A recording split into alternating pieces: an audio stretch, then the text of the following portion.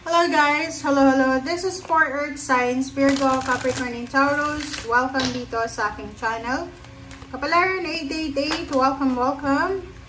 This is for weekend.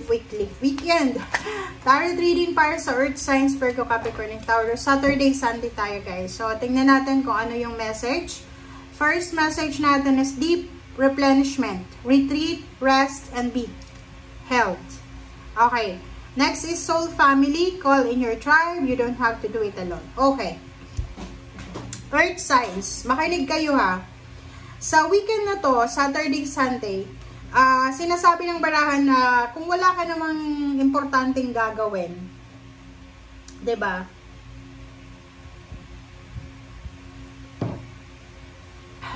Magpahinga. Okay? Retreat. Magpahinga. Magbakasyon. And alagaan mo yung sarili mo. Like, halimbawa, na hindi mo kailangan gumastos. Alam nyo ba yung pagpapamper sa sarili? Like, ako, I'm not parang fan of going outside na parang pupunta sa parlor, parang magpapa-ribbon, magpapa-ganyan, ganito. Ako, pinag-aaralan ko yan. Okay? Yung paglilinis ng kuko, pero ako, sa kamay talaga hindi ako naglilinis yan kasi ako yung gumagawa sa bahay eh. Ako yung nagpe-prepare ng pagkain ng mga anak ko and ng pamilya ko. So, kailangan yung kuko ko, hindi yung walang color, walang any chemicals kasi sensitive yung isa kong anak. Okay? So, yun. So, dito sinasabi ng barahan na yun, hindi mo kailangan gumastos. Pwede ka naman mag-pamper sa labas, diba? Kung malapit ka sa dagat, pwede kang maligo sa dagat, magtampisaw sa ilog, mag-walking ka sa mga may kahoy.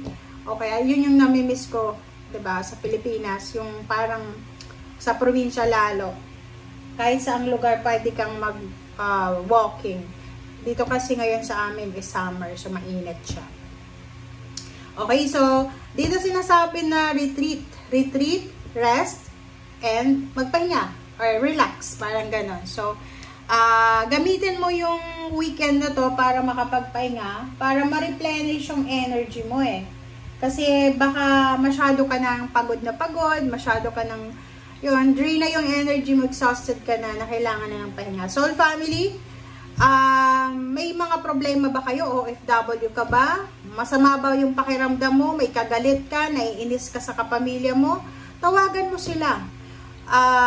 Hindi mo kailangan mag-suffer ng mag-isa. Kung kailangan mo ng tulong, tawagin mo yung mga katribo mo. Tawagin mo yung kapamilya mo, kaibigan mo, kakampi mo.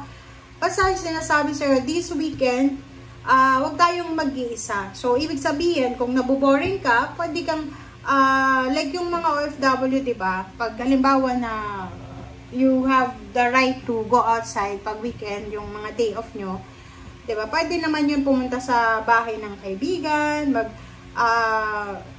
dito sa Europe, yan, parang normal yan. Pero hindi ko alam sa ibang bansa, kung pwede yung lalabas ka, pupunta ka doon sa ibang bahay. Okay, so, dito sinasabi na huwag tayong mag-isa, huwag kang mag-iisa, okay?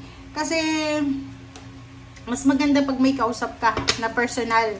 Okay? And kahit na hindi ka gumastos, lumabas-labas ka. Okay? Walking, diba? Spending time, mag-sunbathing ka, kung may sun dyan. Pero hindi naman yung to the extent na susunugin mo na yung katawan mo. Okay? Ang maganda sa dagat kaysa namimiss ko yung dagat. Okay? Kasi layo kasi dito ng dagat. Okay? So, owl magic. Choose to know the truth because you can. Open your inner vision. You can see through deception. Let the past go and make room for a better life. Rise up, and magic and wisdom are your birthright. So, yun. Earth signs. Ang owl natin, it's parang ang meaning niya is magic and transformation. Sinasabi ng baraha dito na buksan mo yung intuition mo. Okay? Buksan mo yung intuition mo, and once na nabuksan mo yun ang intuition mo, marami kang makikita na parang hindi mo maramdaman, hindi mo makita for several years or for several months. Halimbawa, may mga sekreto na yung mga tao sa paligid mo na wala kang kaalam-alam. Sa weekend na to, possible na may malaman ka na mga nag-aaway, may malaman ka na isang tao na pwedeng binabackstab ka or niloloko ka, parang ganon. So, pwedeng yung third eye mo din is active or bukas sa weekend na to, na pwede mong makita yung mga hindi nakikita using your naked eye. Diba? So, sinasabi din sa'yo dito ng barahan na let go muna daw yung past mo and make room for new life, for new beginnings, for a better life. Rise up, bumangon ka, and believe in magic. Kasi yung magic and wisdom are your birthright. Wow. Ang ganda, no?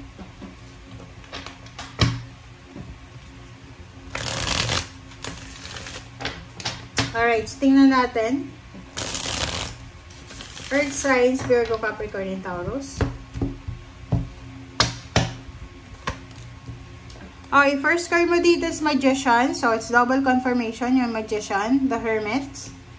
Seven of Swords. Oh, double confirmation din. And Ace of Pentacles. So, mag-iingat ka.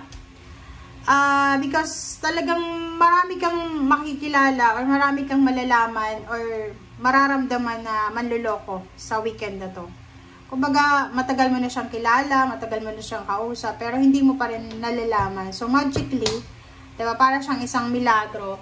Para siyang unexpected. Okay? So, isang unexpected na clarity. As in, isang unexpected na para siyang revelation. Revelation ng taong ito. Sa usaping trabaho, pwedeng sa katrabaho to, merong katrabaho ka na scammer, manluloko, plus may Alden dito eh. So, sinasabi ng baraha sa'yo dito na this weekend, in terms of money, if someone mag-o-offer sa'yo ng job, mag-o-offer ng money, like additional money or income, ng mabilisan, yung parang sasabihin sa'yo, yung 10,000 mo, gagawin natin 100,000. Yung 100,000 mo, gagawin natin 1 million. Pag-isipang mabuti ha, the Hermit is here, Seven of Swords is here. Sinasabi pag-isipan ng mabuti kasi hindi maganda yung energy ng taong yan na pwedeng mag-offer sa'yo sa weekend. Alright, so 4 cards naman dito, sinasabi ng barahan na mayroon dito na posibleng Earth signs, Virgo, Capricorn, and Taurus na makakahanap kayo ng trabaho sa ibang bansa, makakahanap kayo ng relationship sa ibang bansa.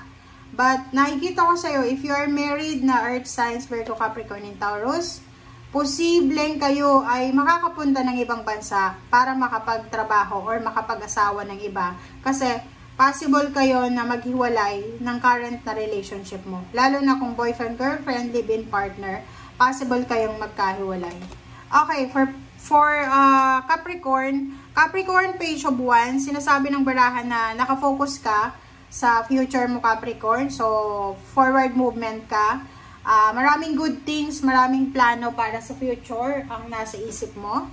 And for the Taurus, freedom. Wow! Taurus, nakikita ko maybe gusto mo nang makipaghiwalay sa asawa mo, boyfriend, girlfriend, ka-live-in, gusto mo nang makaalis sa kahirapan, gusto mo nang makaalis sa kung ano man na problema na mayroon ka sa ngayon. Sinasabi ng baraha sa'yo na hanapin mo yung kaliwanagan. Okay? Huwag tayong masyadong mabilis magdesisyon. Huwag tayong magpadalos-dalos. Huwag tayong mag-wish na sana matapos na yung trabaho mo. Okay? Matapos na yung kontrata mo. Kasi pag natapos yan, baka pinagpipray mong matapos na hindi ka na makahanap ulit ng kontrata. So, mag-pray lang tayo, mag-manifest lang tayo ng tama lang. And this is for Virgo. Virgo is 5 of Wands. Mag-iingat ka, Virgo, kasi this weekend, Saturday, Sunday, possible ka na magkaroon ng kaaway. Pwede kang magkaroon ng ka-diskusyon, diba, parang kukontra sa'yo or kukontra ka. And in terms of relationship, pwede kayong mag-away ng asawa mo, ng relationship mo, or even magulang, kapatid na pwedeng humantong sa hiwalayan, or pwedeng humantong sa abandonment of the relationship. Okay? Thank you guys for watching. Bye!